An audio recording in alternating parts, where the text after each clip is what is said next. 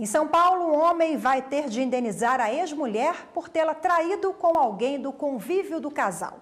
Para a Justiça Paulista, em casos como esse, o trauma deixa sequelas e, por isso, cabe a indenização. O adultério deixou de ser crime em 2005 com a alteração do Código Penal. Mas o Código Civil de 2002 estabelece os deveres do casamento, entre eles a fidelidade. A maioria das pessoas que passa por uma traição prefere separar do que levar o caso à justiça para pedir reparação pelo abalo emocional. Eu jamais entraria, eu seguiria a minha vida, até porque tantos outros homens para ir, para que eu vou brigar, né, por causa de traição? Se ela me traiu, é porque o casamento acabou e ela tem o direito de ser feliz. É uma coisa muito séria. Se fosse a gente, ele também recorreria. Então a gente tem que fazer o mesmo, né? Direitos são iguais. A gente tem que correr atrás do perdido, né? Em alguns casos, a reparação por dano moral pode ser concedida pela Justiça, a depender do trauma que causou. Foi o que aconteceu em São Paulo. Um homem vai ter que indenizar a ex-mulher em R$50 mil por danos morais por ter traído com uma funcionária da empresa da família. Segundo a autora da ação, a responsável pelo fim do casamento não só prejudicou a vida profissional, como a intimidade familiar, porque a amante também fazia parte do convívio do casal.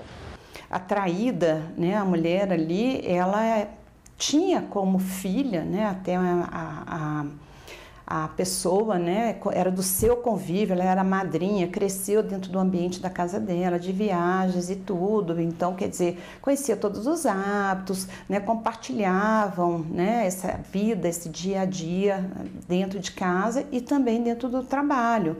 E, né, a imagem desta mulher ficou muito abalada, a personalidade dela ficou muito abalada. E esse elemento realmente, por quê? Porque ela ficou em situação vexatória perante não só, né, no âmbito familiar, mas também no âmbito profissional. Este psicólogo diz que é muito comum as pessoas procurarem ajuda depois de passar por uma traição.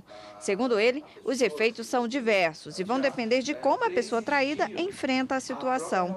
Algumas desenvolvem doenças, principalmente quando envolvem uma pessoa próxima do casal. Quanto mais próxima da família é essa pessoa que se envolveu dentro desta traição, nesse processo de traição, maiores são as consequências, mais graves podem ser as consequências e mais persistentes. Porque é uma pessoa que faz parte do convívio familiar, ela tinha um papel a desempenhar dentro do sistema familiar e as pessoas então precisam redesenhar essas relações familiares.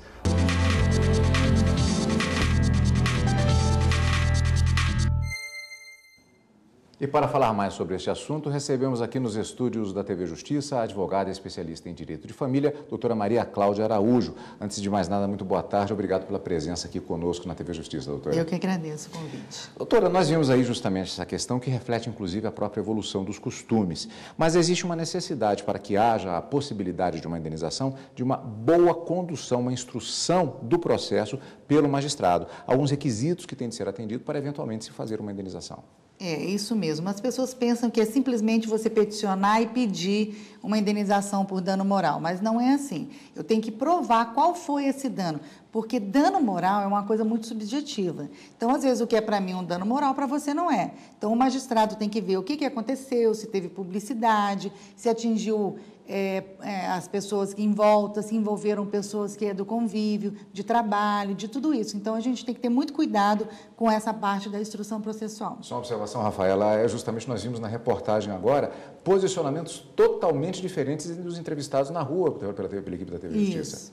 Porque cada família tem uma dinâmica, cada casal tem uma dinâmica. Então, se o casal tem uma dinâmica de um relacionamento, vamos dizer, aberto, ele não pode depois querer pedir uma indenização por dano moral. Se um homem leva a sua mulher para participar de um swing, de alguma coisa, ele também não vai poder pedir indenização por dano moral. E as pessoas têm que ficar atentas ao seguinte, hoje a indenização por dano moral, da traição, ela não é só por parte da mulher, como ocorria antigamente, é por parte do homem também.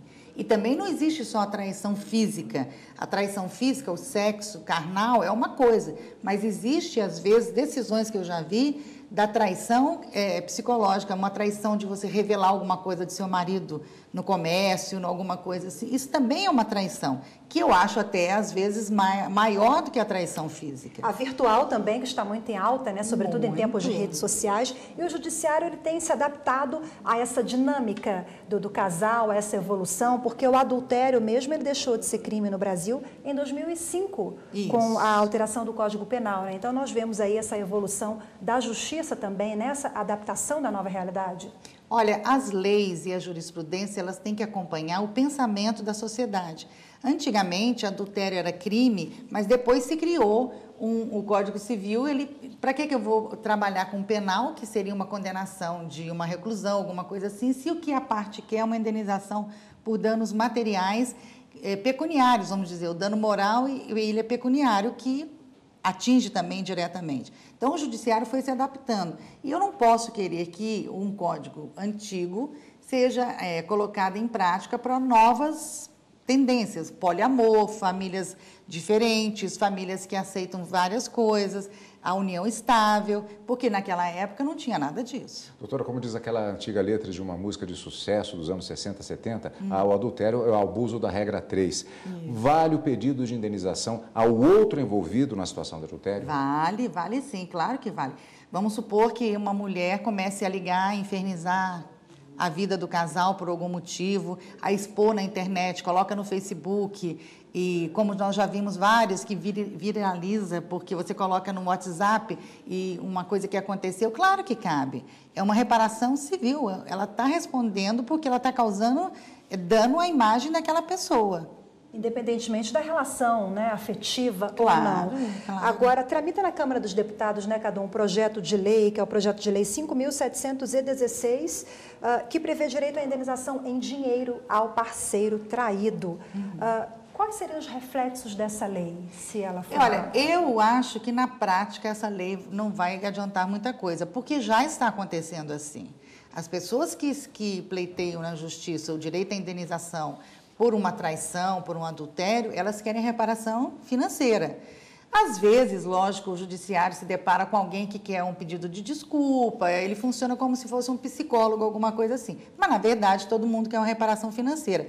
Então, essa lei, para ela ser aplicada, se ela for aprovada, ela também tem que ser bem instruída no processo, porque o dano moral pelo adultério ou pela traição, né, porque não existe mais o adultério, pela traição, ele é muito subjetivo. Ok, doutora Maria Cláudia, muito obrigada mais uma vez pela participação e pelas informações. Muito obrigado. Obrigada, eu que agradeço. Estou sempre à disposição de vocês.